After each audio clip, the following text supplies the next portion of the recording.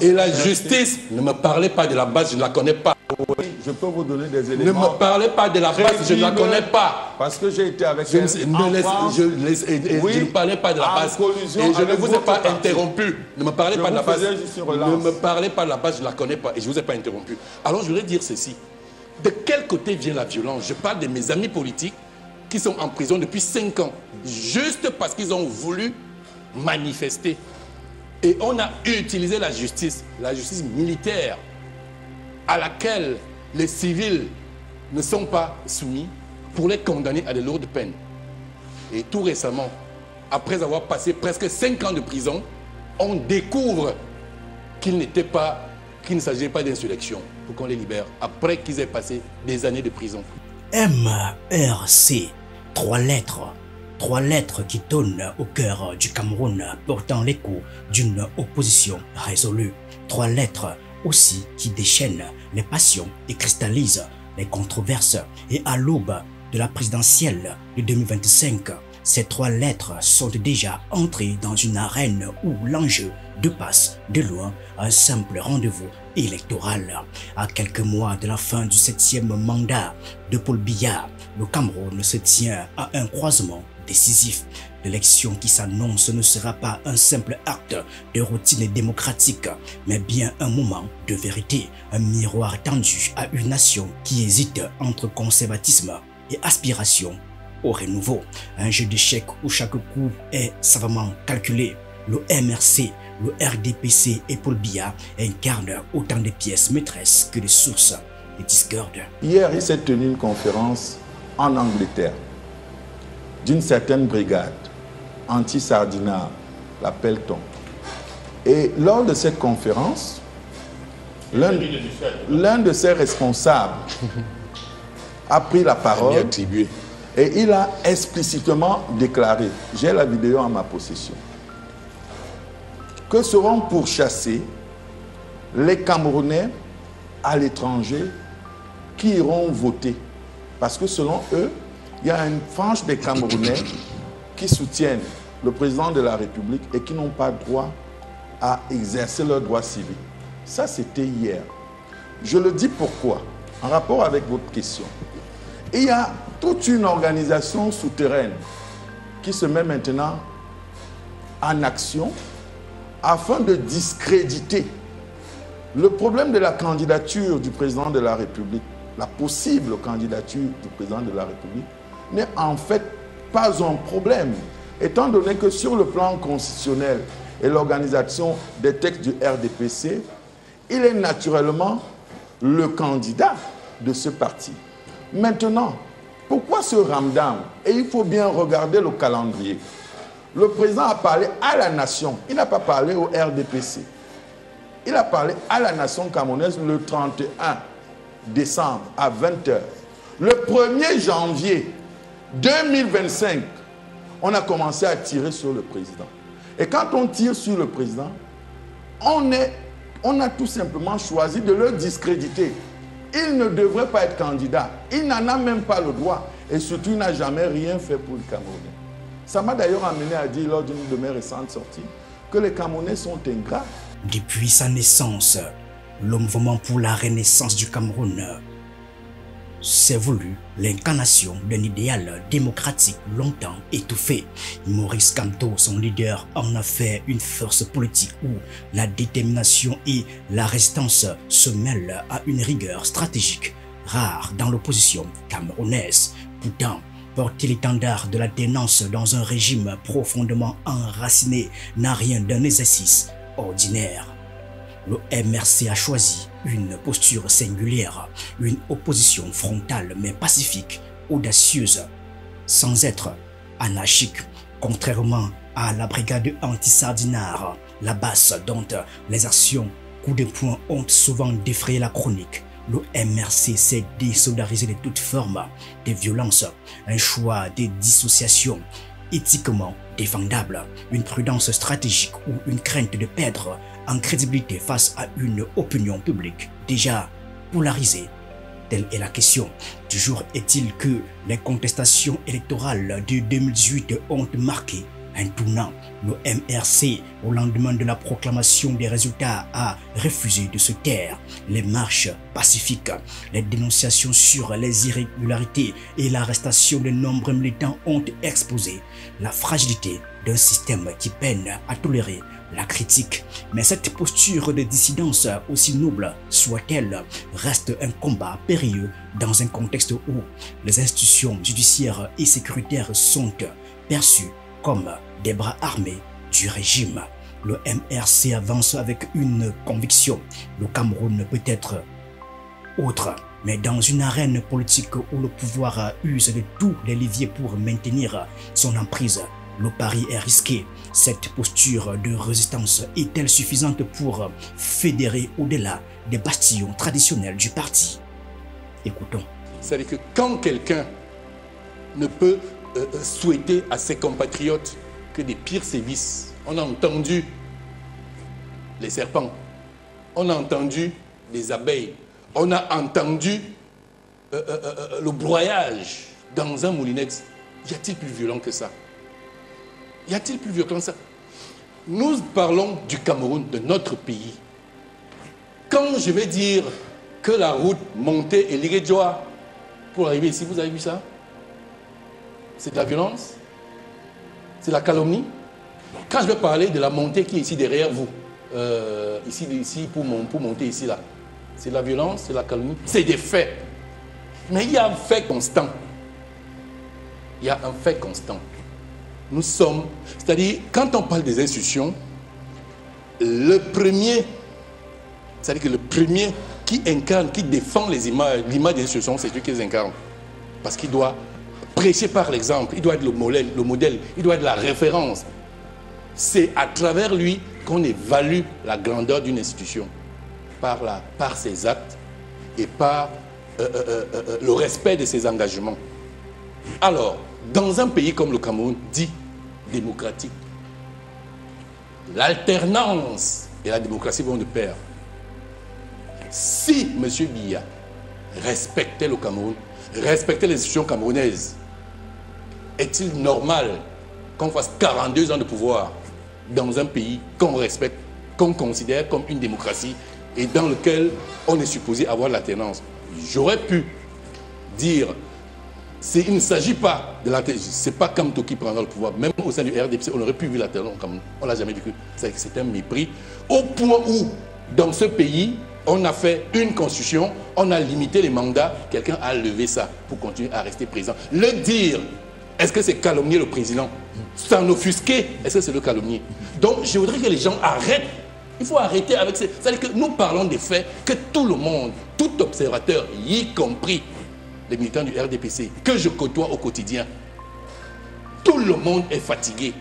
Alors, professeur Aboya... Tout le monde est fatigué. Je vais terminer pour dire que la seule réalité, c'est-à-dire que je vais dire la seule certitude en cette année 2025, la seule certitude se retrouve dans les incertitudes du système qui ne sait plus à quel seul se vouer. Paul Biya, qu'on l'aime ou qu'on le déteste, est une figure qui domine l'espace politique camerounais comme une ombre imposante, à la fois source de fascination et de frustration. Il est le symbole d'un régime qui a façonné le Cameroun contemporain tout en le maintenant dans une stagnation qui aujourd'hui inquiète un nombre d'observateurs. Ces 42 longues années au pouvoir, une longévité exceptionnelle sont présentées par ses soutiens comme une preuve de stabilité. C'est un président serein, c'est un président sûr de lui, c'est un président qui me dit, qui m'a traduit à travers son regard, son geste, pas sa parole bien entendu, mais à travers son regard et son geste, les propos, ça ne nous engage, nous deux, lui et moi, mais ce qu'il a dit me pousse à dire à haute et intelligible voix que moi, dans mon fief, dans le département du Mungu, nous avons gagné les élections. Ça, je peux vous le dire. Je suis assuré, rassuré et je suis rasserené. C'est ça le terme. Je me sens, je ne sais pas comment vous... Je me sens pousser des ailes. J'ai envie de courir très vite et de regagner mon fief natal et commencer à dire aux gens, écoutez, militantes et militants du RDPC, sympathisants du RDPC, tous ceux qui croient en le président de la République, eh bien, Voilà, le chemin est ouvert, c'est le bon moment. Allons-y et fonçons. Nous allons gagner. Nous avons déjà gagné. Pour ses partisans, Paul Biya incarne la sagesse, la continuité et la paix dans un monde de turbulences. Il est décrit comme le pilier inébranlable sur lequel repose le Cameroun, une figure presque mystique. Ses voyages discrets, ses silences prolongés et son absence apparente de précipitation sont interprétés comme des signes de maturité politique. Mais derrière ce mythe se cache une réalité plus troublante. Le Cameroun reste embourbé dans des défis structurels, un taux de chômage élevé, une corruption endémique, des infrastructures vétustes et une jeunesse désillusionnée. Alors que le monde avance à grands pas, la première économie de la CEMAC est piégée dans une lenteur inexpliquée. Pourtant, toute critique contre Paul Biya est perçue par ses fidèles comme une attaque contre le Cameroun lui-même, une entreprise du mal, disent-ils, mais n'est pas de force occulte pour ternir l'image du renard de Mvormeka. Mais en le divinisant, ses soutiens oublient une vérité essentielle. Paul Biya est mortel. Son système, aussi robuste soit-il, devra affronter l'inéluctable. Le mythe Biya, bien qu'enraciné, commence à montrer des fissures. Les voix qui se lèvent pour demander un nouveau souffle se multiplient. Mais ce régime, construit autour d'une personnalité, peut-il survivre à la disparition de son pilier central? Voilà la véritable question qu'il faut se poser. 42 ans de magistère. Il faut d'abord, avant de prendre une posture de jugement, avoir une posture d'analyse. Et en 42 ans, si on se regarde droit dans les yeux, il y a un Camerounais qui peut dire que le président n'a rien fait. Mais malheureusement, qu'est-ce que vous observez sur ce débat à charge contre le président? C'est qu'on élude tout ce qu'il a fait. On n'évoque même pas. C'est comme si on n'a jamais eu un président de la République. Et du coup, celui qui est là, exerçant, ne doit même pas exister pour la possible course à la prochaine élection présidentielle. Ça fait donc dire, de façon naturelle, sur la base de ces éléments, M. Bouba, qu'il y a une entreprise du mal qui ne vise pas seulement à faire oublier toutes les œuvres du président, mais à remettre en question la marche du Cameroun vers son développement. Parce que moi, j'aime convoquer les éléments. Le Cameroun, depuis exactement 11 années, fait face à une crise sécuritaire de haute amplitude qui a été maîtrisée par sa sagesse et son éclairage. Et ce n'est pas anodin si le Cameroun est rentré dans cette spirale-là. Maintenant, nous arrivons en 2025. C'est une année importante, capitale.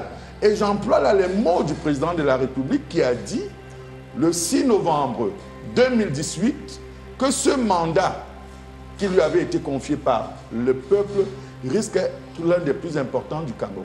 Nous sommes au sorti du mandat parce que nous sommes rendus en 2025. Et à la porte de ce mandat, il y a une autre élection présidentielle, M. Chan. Ça fait donc que les enjeux de prospective et de projection du Cameroun sont très, très capitaux. Et à partir de là, quand vous ramenez la question sécuritaire, vous ramenez la question géopolitique, vous ramenez la question géostratégique par rapport à tout ce qui se passe dans le monde, et vous vous rendez compte que le Cameroun intéresse tout le monde, en commençant par les Camerounais, sur sa marche d'avenir. Comment on négocie cela? On doit négocier cela avec beaucoup de recul, avec beaucoup de hauteur, avec beaucoup de grandeur, surtout en préservant les acquis. Et les acquis sont l'œuvre de qui? C'est l'œuvre d'un homme, le président de la République. Parce que tous ces gens qui ont parlé depuis le 1er janvier, personne n'a parlé des acquis actuels du Cameroun. Tout le monde évoque un aspect, l'aspect de l'âge, l'aspect des décennies à la tête du pays. Mais pour se projeter, si vous ne vous reposez pas sur les acquis, quelles que soient les belles idées, les projets politiques que les uns et les autres ont dans les tiroirs, ça ne peut pas marcher. Dans les siècles du RDPC, Paul Biya est parfois décrit comme une révérence quasi religieuse. À entendre certains cadres du parti, il serait une figure indétrônable, un guide absolu dont la sagesse transcende les limites humaines. Cette tendance à l'idolâtrie atteint son paroxysme dans les discours qui le présentent comme immortel, éternel, presque divin. C'est un instant magique et j'ai ressenti dans la main du président de la République de l'énergie sur son visage. J'ai perçu assez rapidement, parce que je n'ai pas eu la force de le regarder en face, de la lumière, une lumière source d'espoir. Pourtant, cette adulation pose problème. Elle masque les failles du régime, empêche toute remise en question et alimente une culture de culte de la personnalité. Pire encore, elle donne l'illusion que le Cameroun est incapable d'exister sans lui. Mais Paul Biya n'est pas Dieu, il est un homme avec ses limites, ses erreurs et surtout son humanité.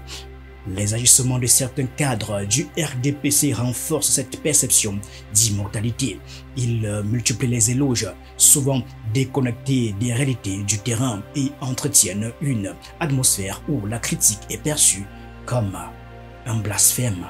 Le pays marche et ce que j'ai lu, la réflexion que j'ai lue d'un évêque aujourd'hui, dont je vais taire le nom, était de dire qu'il est bon que chacun fasse son travail là où il se trouve. Et ça m'a beaucoup réjoui. Mais à force de croire que leur leader est éternel, ces cadres négligent une vérité implacable. Le temps finit toujours par rattraper tout le monde. Cette immortalité fantasmée devient une prison pour le Cameroun. Elle empêche l'émergence de nouveaux leaders, bloque le renouvellement du système et maintient le pays dans un immobilisme dangereux. Mais combien de temps encore ce mythe tiendra-t-il face aux réalités d'un peuple qui réclame des réponses concrètes à ses problèmes? Biya n'est pas Dieu. Biya n'est pas le guide absolu. Il a fait un temps et entre eux déjà. C'est ça que l'opinion, dans l'opinion on se pose des questions. Il y a beaucoup de cadres dans le RDPC. Pourquoi ils ne s'émancipent pas? Pourquoi on fait du suivisme depuis, on dit candidat naturel tout le temps?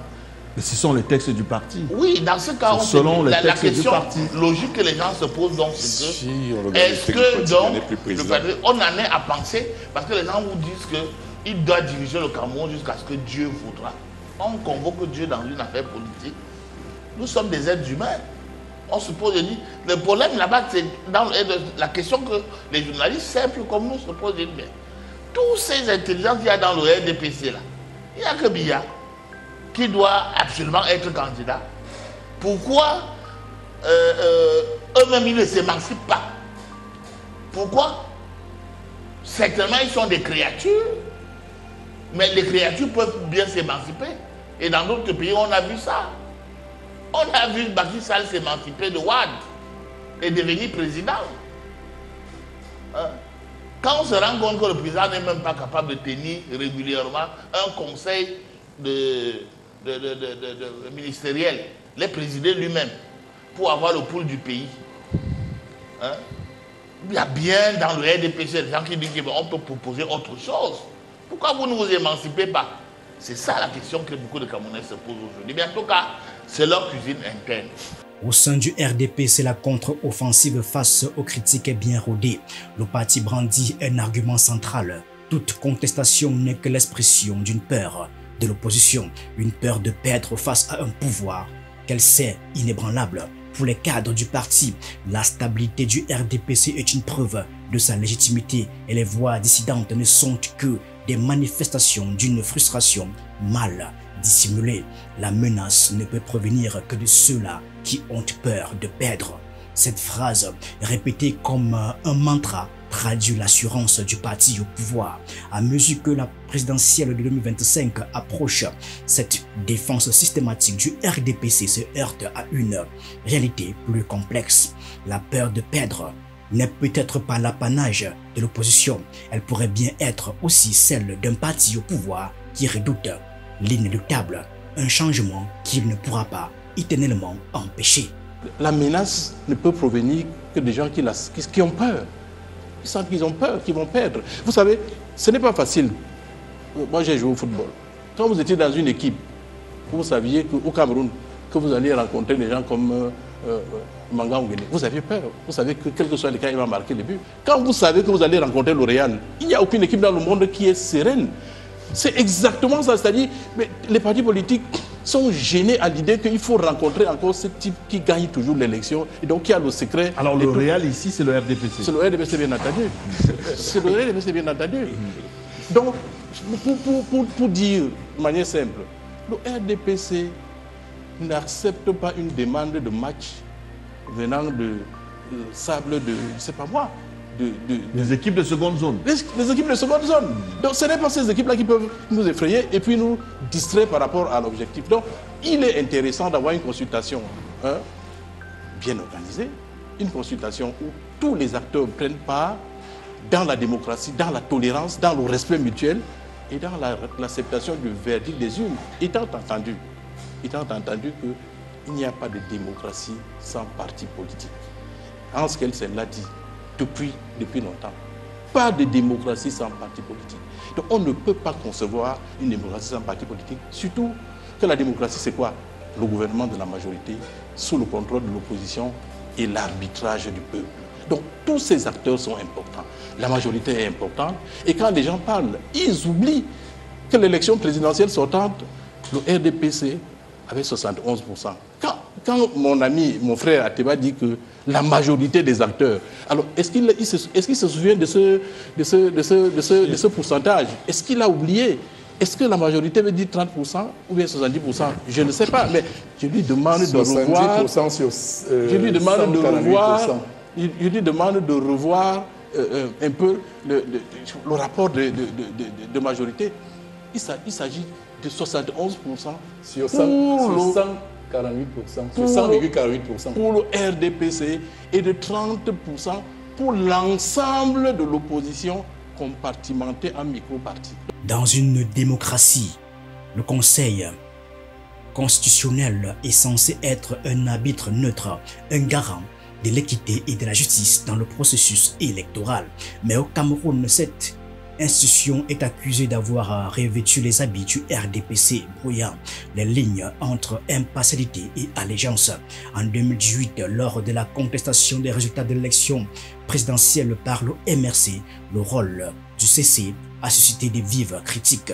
Les audiences retransmises en direct ont révélé une institution qui semblait plus se préoccuper à des temps à défendre le régime qu'à examiner objectivement les griefs soulevés.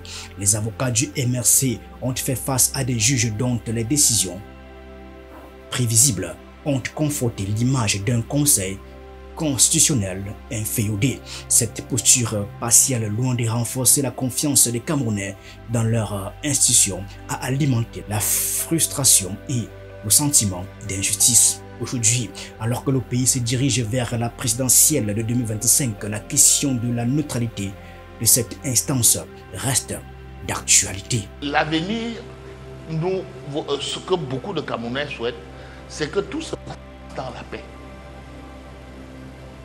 Et pour que ça se passe dans la paix, il faut des discussions, de clarification, des minimums clarifications.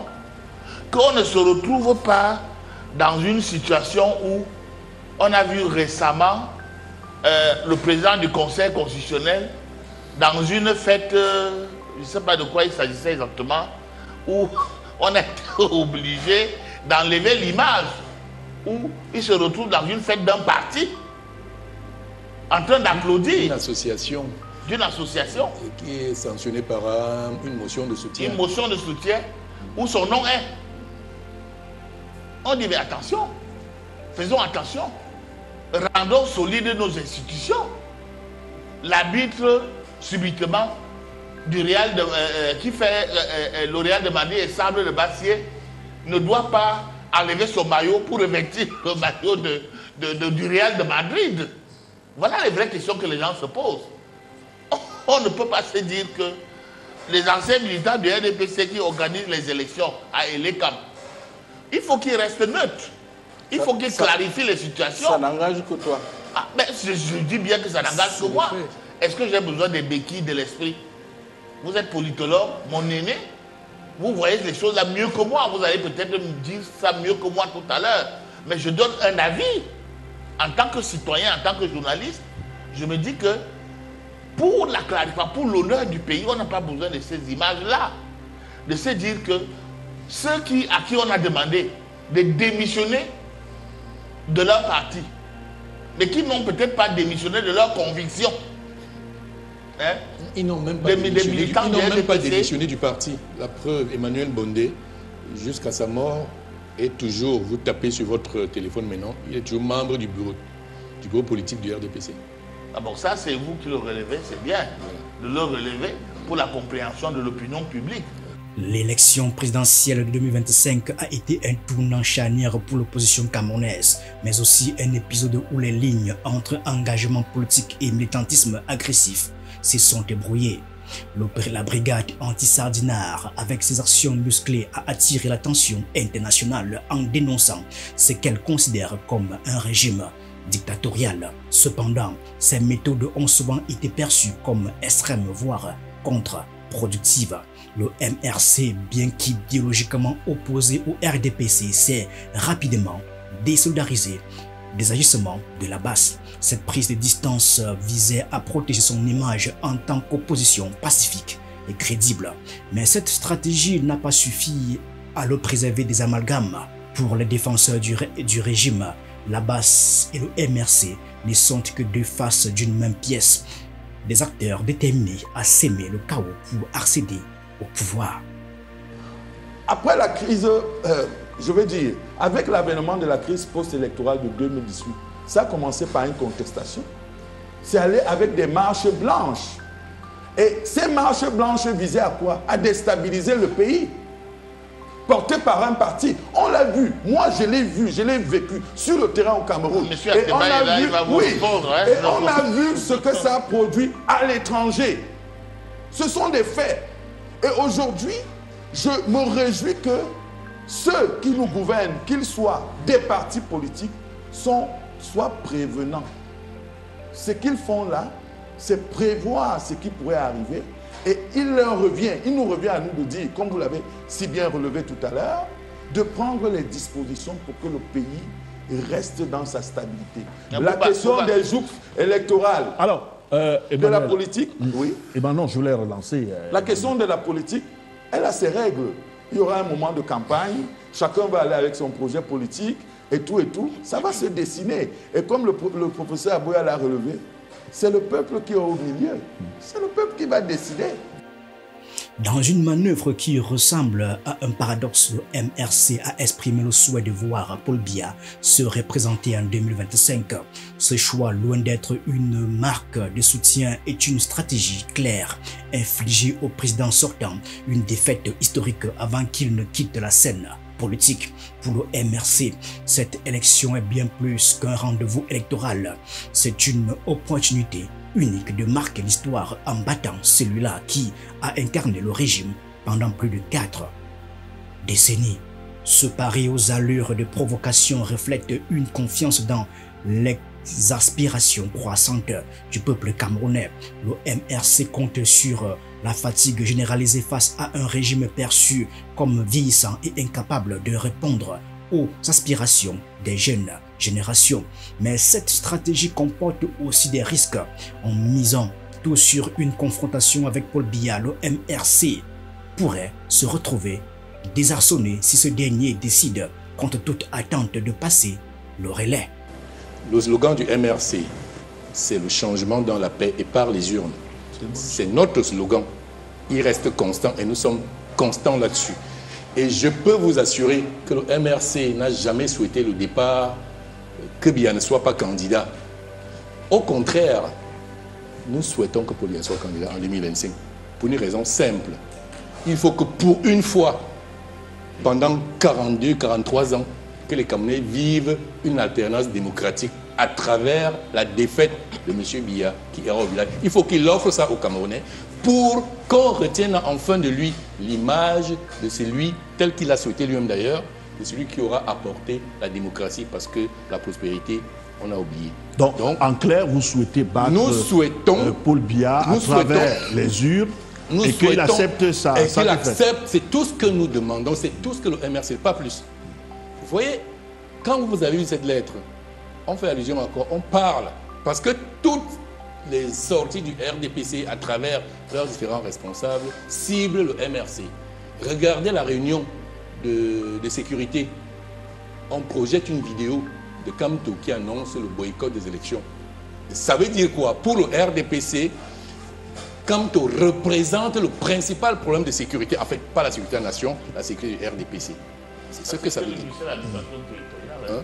Donc, ça... C'est pas le RDPC qui a... Non, je dis que c'est le gouvernement RDPC, dont le ministre est un ministre RDPC. Ça veut dire que Kamto représente la principale menace pour le système RDPC. Et on en fait tout un problème, c'est toute une réunion. Leur argumentaire, ils disent tout le temps que le MRC n'a pas des élus, par conséquent, il ne peut pas être candidat. Mais ils oublient qu'en 2018, il y a eu des candidats qui n'avaient ni parti, ni élus. Et actuellement, plusieurs candidatures sont déclarées par des gens qui ne sont ni militants de parti, qui n'ont ni d'élus. Ça ne dérange personne. C'est la seule personne qui préoccupe, sur qui toutes les flèches sont orientées, concentrées, c'est le professeur Maurice Kamto. Donc je vais leur dire, pour leur malheur, qu'ils s'attendent à affronter que M. Paul Biya. Nous le souhaitons, nous le voulons de tous nos voeux, qu'il soit candidat en 2025 pour qu'enfin les Camerounais vivent sous son règne une alternance démocratique. Dans l'imaginaire du RDPC, la contestation politique est souvent réduite à une émotion primaire, la peur. Peur de perdre, peur de l'inconnu, peur de voir s'effondrer un système aux nombreuses imperfections, le cœur du bandit qui tape.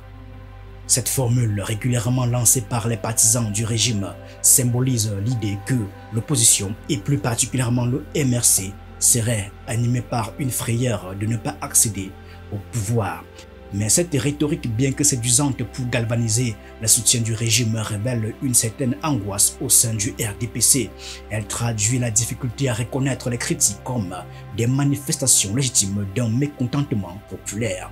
On dirait qu'en refusant de voir dans l'opposition une alternative crédible, le RDPC s'enferme dans une logique où toute défiance est perçue comme une attaque personnelle contre Paul Biya.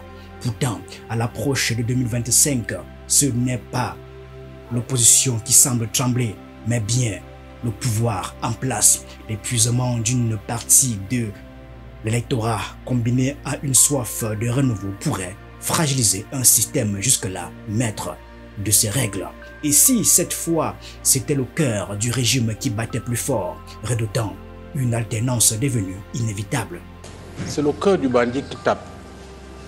C'est comme ça que ça se passe. C'est celui qui se sent concerné par un propos impersonnel qui se déclare. C'est exactement. C'est comme ça qu'on arrête les criminels. C'est-à-dire quelqu'un a tué en courant, et il fait de faux gestes et la police l'attrape.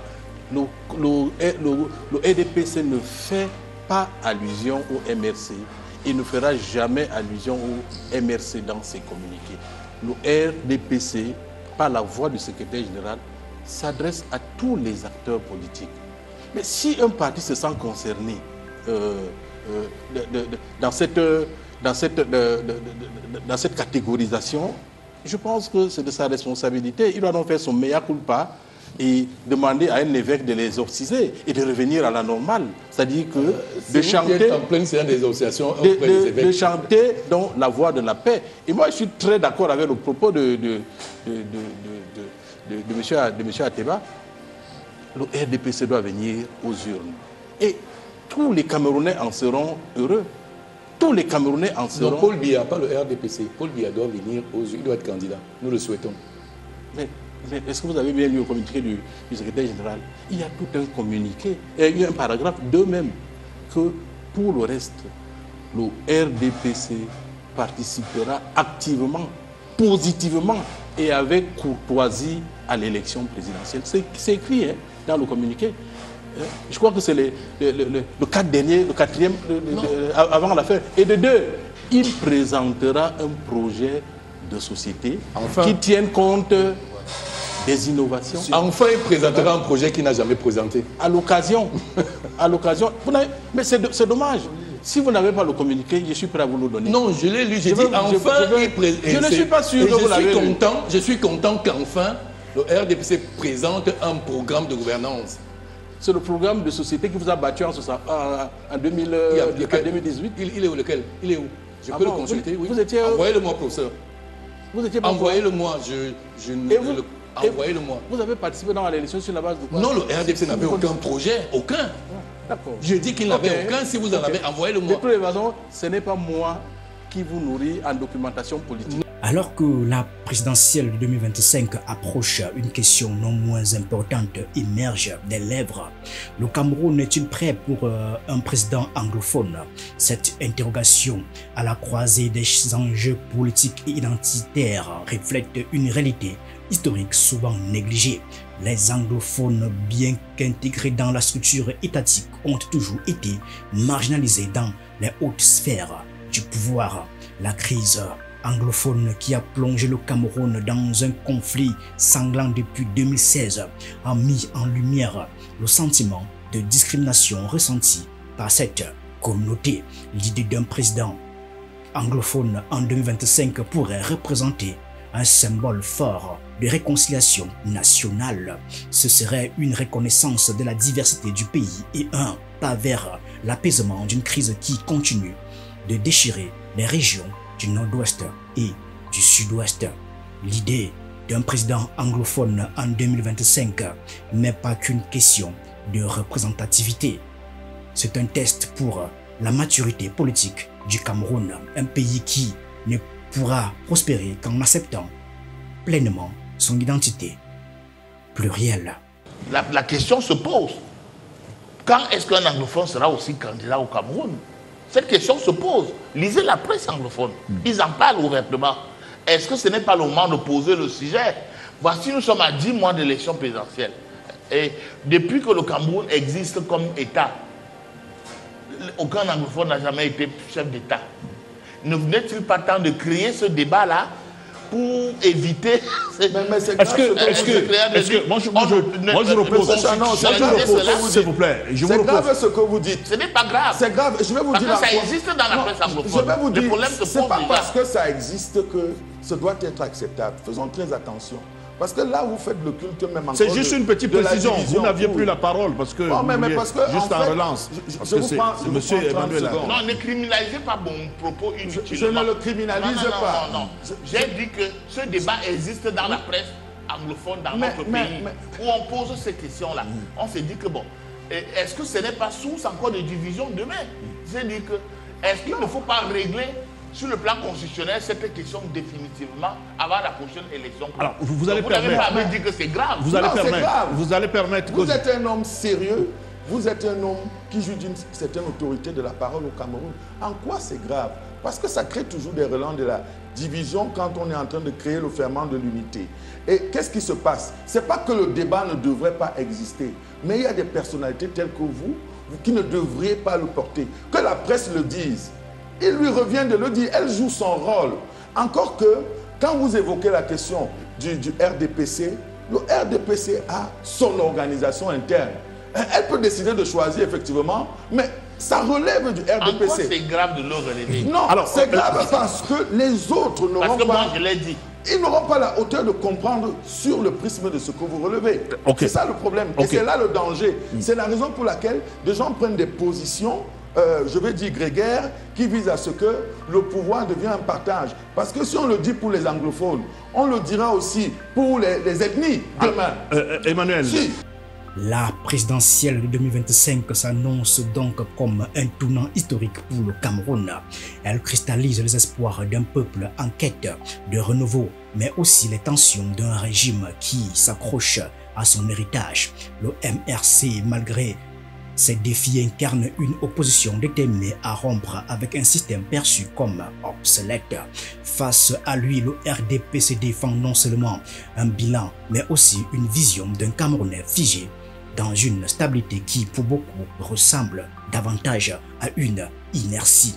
Cette confrontation entre un régime usé par 4 décennies de pouvoir et une opposition avide de changement reflète une lutte plus profonde, celle entre le passé et l'avenir.